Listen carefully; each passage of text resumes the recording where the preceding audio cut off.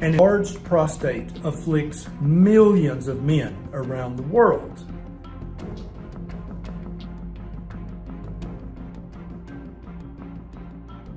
And there is absolutely a hormone involved in 80% of your prostate problem.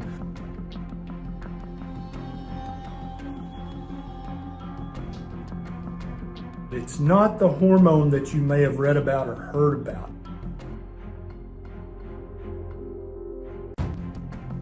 It's going to help an older male friend or relative get relief from their enlarged prostate symptoms.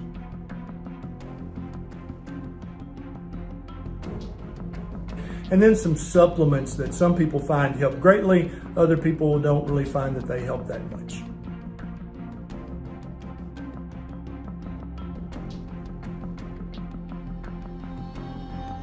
Now, the hormone that's involved in 80% of your enlarged prostate problem is not testosterone, it's not DHT, it's not estrogen, it's an enlarged prostate afflicts millions of men around the world. These symptoms that go along with an enlarged prostate, also known as BPH or benign prostatic hyperplasia, are very obvious to the men suffering from this. There's tons of research that's been done about enlarged prostate, and almost always it comes down to hormones. And there is absolutely a hormone involved in 80% of your prostate problem, but it's not the hormone that you may have read about or heard about. I'm Dr. Ken Berry, a family physician with 20 years of clinical experience, and that's what this video is about.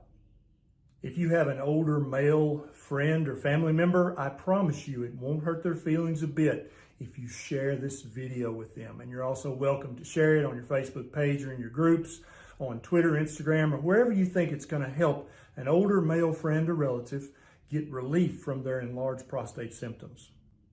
I suspect this video is going to be quite controversial with urologists and other healthcare providers who specialize in the prostate, because it's going to talk about something that, although they know about, they've never thought about it like this. And so I've included several research studies in the show notes below to back up what I'm saying in this video. Hormones are definitely at play, and one hormone in particular is predominantly to blame for your enlarged prostate. So let's go through the 7 easy steps of how to reverse your enlarged prostate, and then I'm going to talk a little bit more about the science. And then at the end of this video, I'm going to talk about prescription medications, your other hormones that are also involved a little bit, and then some supplements that some people find help greatly, other people don't really find that they help that much. Now, the hormone that's involved in 80% of your enlarged prostate problem is not testosterone, it's not DHT, it's not estrogen, it's insulin. Okay, your prostate is a gland and it responds to growth signals from hormones. Insulin is one of the preeminent growth hormones in our body. When you're eating an improper diet, you're actually causing yourself to have hyperinsulinemia in your blood all day, every day, or at least right after your meal for a few hours if you're eating the wrong foods. This insulin, when it's in high amounts in your blood, can actually bind to a receptor for IGF-1, which is intimately involved in the cells of your prostate growing and multiplying.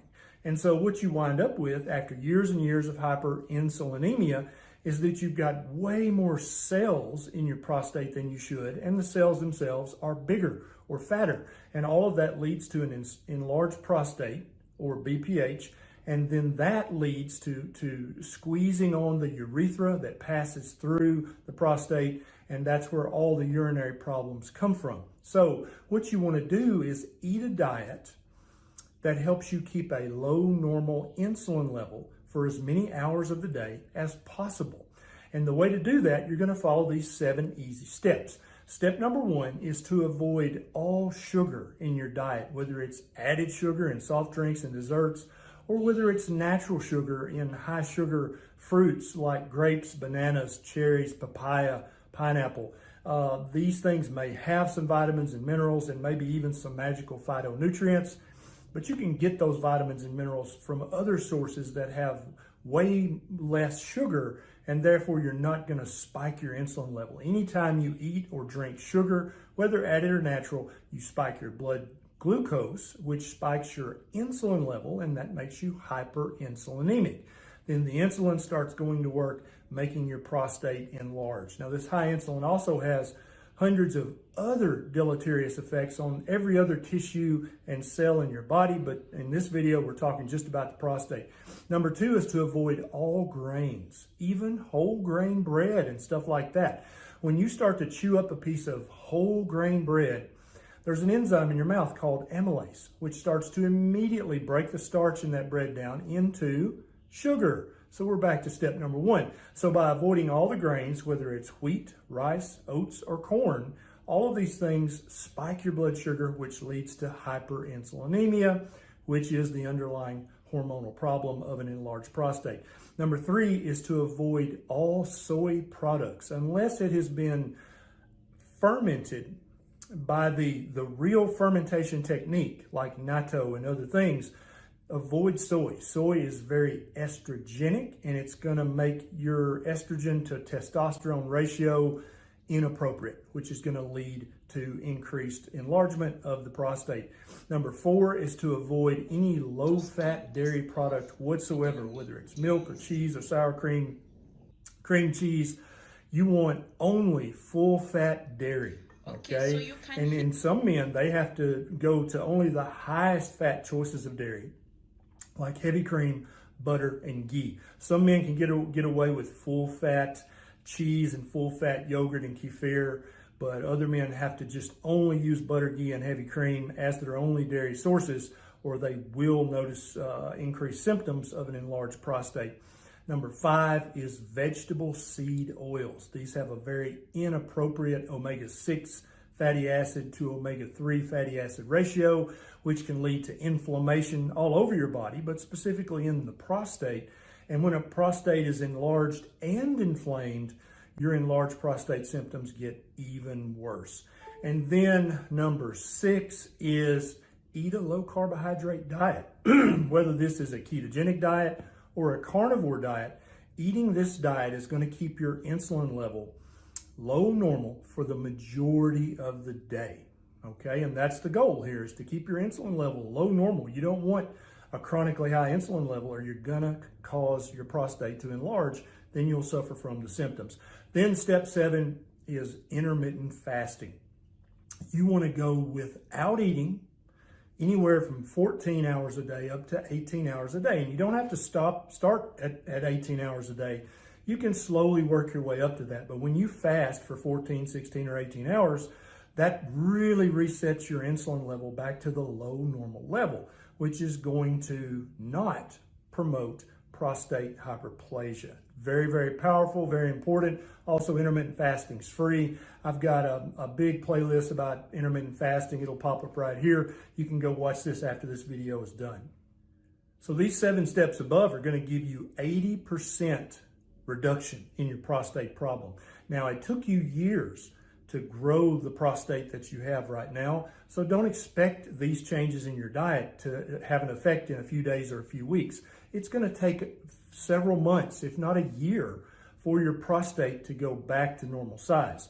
And because when you eat this way, it's not literally going in there and shrinking your prostate, it's just stopping the signal from the hyperinsulinemia to continue to enlarge. And so when that signal of inappropriate growth goes away and your insulin level goes back to low normal, then as your prostate regenerates and rejuvenates and replaces cells, they're going to be the normal size cell, and it won't replace all of them. You'll have fewer and fewer prostate cells as the months go by. So don't expect an overnight fix with this. You didn't get in this predicament overnight, and you ain't going to fix it overnight. Now let's talk about prescription medications. So there are several prescription medications on the market that your doctor can prescribe for you, and they do help the symptoms. They do not, however, address the root cause, which is chronic hyperinsulinemia, at all.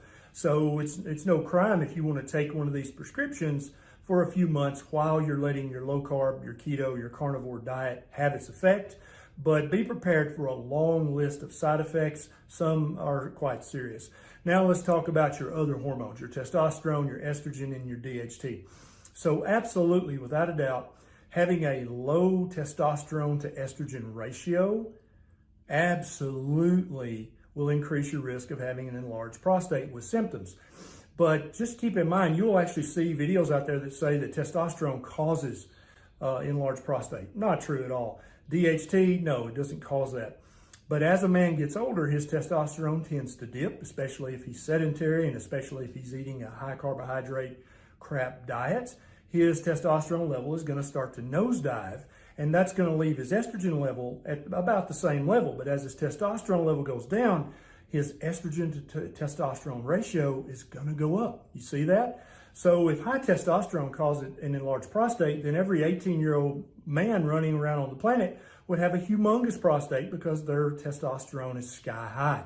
That doesn't happen. It's only when you get older, your testosterone goes down, you've been eating a high carbohydrate for decades, that's when enlarged prostate happens, right? Now let's talk about the supplements. There are a few supplements, and I'm going to put a link down below if you want to try one of these. Some people report amazing improvement in their enlarged prostate symptoms from taking these. Other people say, didn't really help me that much. The most common are saw palmetto, nettle roots, and pumpkin seed extract. So I'm going to put a link down below if you want to try one of those while you're using the diet to reverse 80% of the problem. Then you can take one of the supplements, and that might be 5% of the solution. So as always, I want you to focus on the 80%. I want you to focus on the root cause, and that's chronic hyperinsulinemia. Remember, the research is down below. If your doctor doesn't believe you or me, you can just show him or her the research and say, well, what do you think about this? If you enjoyed this video, please take 1 second and click that subscribe button and the little bell